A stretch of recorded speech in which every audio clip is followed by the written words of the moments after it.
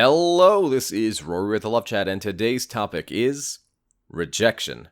Now, this is video number 175. If you have a question you'd like for me to consider featuring on the Love Chat, please write it in a comment below.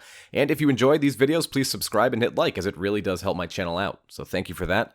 Also, if you'd like to do a Skype or email coaching, just visit my website, thelovechat.net/coaching. Now then, let's talk about rejection.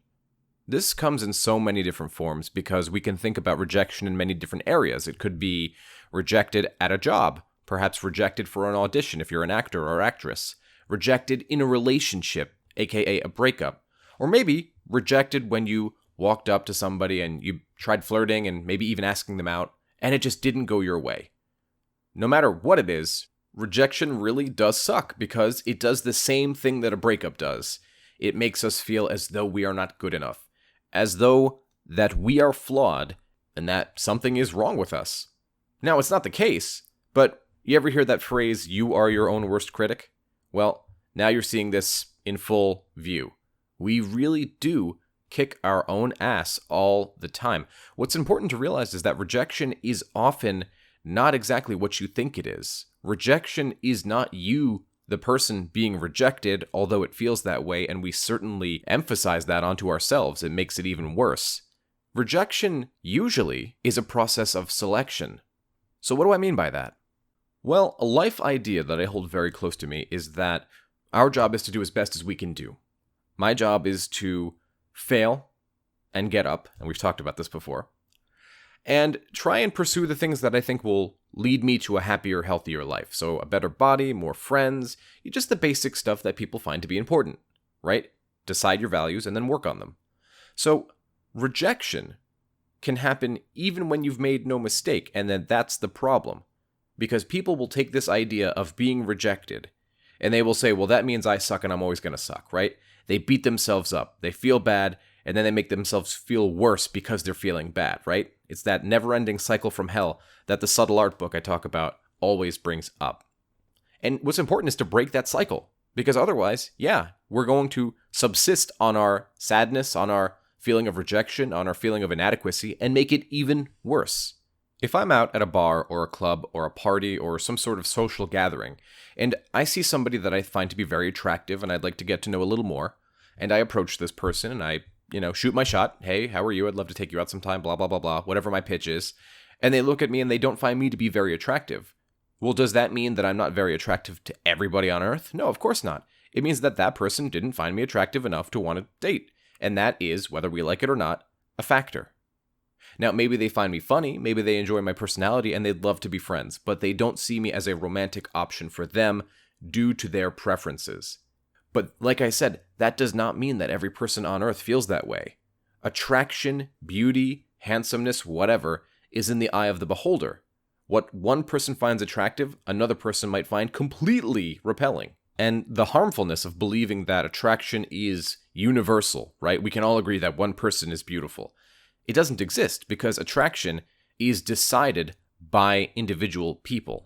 While I'd like to hear some other answers in the comments down below just to create a dialogue here, I think we can all agree that the core reason that attraction really feels crappy is because it makes us feel like we're not good enough.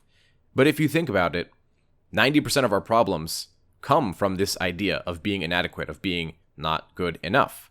If we're rejected in a breakup, we feel not good enough. If we don't get a certain role on an audition, we're not good enough. If we don't get that job that we wanted, we weren't good enough. Somebody else was better. Somebody else was more qualified. And we always use this as a catalyst to feel bad. But what if we changed our mentality and used it as a catalyst to feel empowered?